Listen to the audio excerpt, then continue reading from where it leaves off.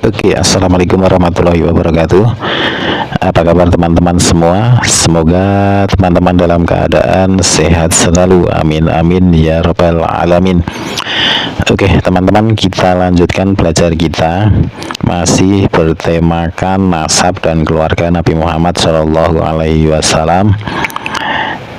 Kalau pertemuan sebelumnya, episode sebelumnya, kita sudah tahu tentang mbah buyutnya Nabi Muhammad, yaitu Mbah Hashim. Nah, sekarang kita masuk ke keluarga Nabi berikutnya, yaitu kakeknya Nabi Muhammad Shallallahu Alaihi Wasallam, yaitu kakek Abdul Muttalib. Oke teman-teman, sebelum saya lanjutkan, teman-teman yang belum subscribe silahkan subscribe dan nyalakan lonceng notifikasinya agar tidak ketinggalan video-video dari channel Lembaran Siroh. Bagi teman-teman yang baru menemukan channel ini, saya ucapkan salam kenal. Oke teman-teman, kita lanjutkan Abdul Muttalib. Nah, sebagaimana yang telah kita singgung pada bagian terdahulu, bahwa penanganan air minum dan makanan sepeninggal Hashim ada di tangan saudaranya, yaitu Al-Muttalib bin Abdul Manaf, seorang laki-laki yang terpandang, dipatuhi dan juga dihormati di tengah kaumnya, yang dijuluki orang-orang Quraisy dengan sebutan Al-Fayyad atau Sang Dermawan, karena memang dia adalah seorang yang dermawan. Nah, tatkala Al-Muttalib mendengar bahwa Syaibah atau Abdul Muttalib, Syaibah ini jadi Abdul Muttalib ini adalah namanya Syaibah, teman-teman. Nah, mendengar bahwa Syaibah atau Abdul Muttalib ini sudah tumbuh menjadi seorang pemuda, maka dia mencarinya. Setelah keduanya saling berhadapan, kedua mata Al-Muttalib meneteskan mata haru, lalu dia pun memeluknya dan dia bermaksud membawanya. Namun Abdul Muttalib menolak ajakan itu, kecuali jika ibunya mengizinkannya. Nah, kemudian Al-Muttalib memohon kepada ibu Abdul Muttalib, tetapi permohonannya itu juga ditolak. Al-Muttalib berkata, sesungguhnya dia akan pergi ke tengah kerajaan bapaknya dan tanah suci Allah Ta'ala. Akhirnya ibunya mengizinkan. Abdul Muttalib pun dibawa ke Mekah dengan dibonceng di atas untanya. Sesampai di Mekah, orang-orang berkata, inilah dia Abdul Muttalib. Al-Muttalib berkata, celakalah kalian, dia adalah anak saudaraku Hashim. Abdul Muttalib menetap di rumah Al-Muttalib hingga menjadi besar. Kemudian Al-Muttalib meninggal dunia di zaman, maka Abdul Muttalib menggantikan kedudukannya.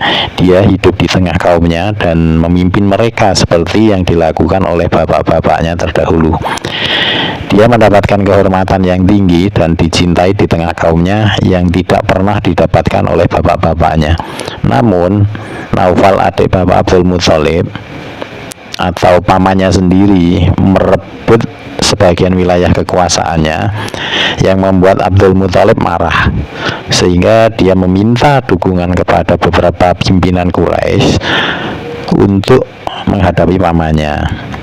Namun mereka berkata, kami tidak ingin mencampuri urusan antara dirimu dengan pamanmu. Maka dia menulis surat yang ditujukan kepada paman-paman dari pihak ibunya, yaitu Bani An-Najjar, dan berisikan beberapa bait syair yang intinya meminta pertolongan kepada mereka. Salah seorang pamannya, yaitu Abu Sa'ad bin Adi, membawa 80 pasukan berkuda lalu singgah di pinggiran Mekah. Kemudian Abdul Muttalib menemui pamannya di sana dan berkata, mari singgah ke rumahku, wahai pamanku. Pamannya berkata, tidak, demi Allah, kecuali setelah aku bertemu Naufal. Lalu Abu Sa'ad mencari Naufal yang saat itu sedang duduk di Hijir bersama beberapa pemuka Quraisy. Abu Sa'ad langsung menghunus pedang dan berkata, demi Robnya Ka'bah, jika engkau tidak mengembalikan wilayah kekuasaan anak saudariku, maka aku akan menebas pedang ini ke batang lehermu. Naufal berkata, aku sudah mengembalikannya. Pengembalian ini dipersaksikan oleh para pemuka Quraisy. Baru setelah itu Abu Sa'ad bin Adi mau singgah ke rumah Abdul Muthalib dan menetap di sana selama 3 hari. Setelah itu dia melaksanakan umroh lalu pulang ke Madinah. Melihat perkembangan ini, maka Naufal mengadakan perjanjian persahabatan dengan Bani Abdu Syams bin Abdu Manaf untuk menghadapi Bani Hashim. Bani Qudza'ah yang melihat dukungan Bani An-Najjar terhadap Abdul Muthalib berkata, kami juga melahirkan sebagaimana kalian melahirkannya. Oleh karena itu kami juga lebih berhak mendukungnya. Hal di atas bisa dimaklumi karena itu Abdu Manaf berasal dari keturunan mereka, sehingga mereka memasuki Darun Nadwah dan mengikat perjanjian persahabatan dengan Bani Hashim untuk menghadapi Bani Abdu Syams yang sudah bersekutu dengan Naufal. Perjanjian persahabatan inilah yang kemudian menjadi sebab penaklukan Mekah. Di antara peristiwa penting yang terjadi di Baitul Haram semasa Abdul Muthalib adalah penggalian sumur Zam-Zam dan peristiwa pasukan gajah. Oke teman-teman, untuk pembacaan tema keluarga Nabi yaitu Abdul Muthalib kita cukupkan sekian. Nanti untuk episode selanjutnya kita lanjutkan untuk Abdullah, yaitu bapaknya Nabi Muhammad SAW.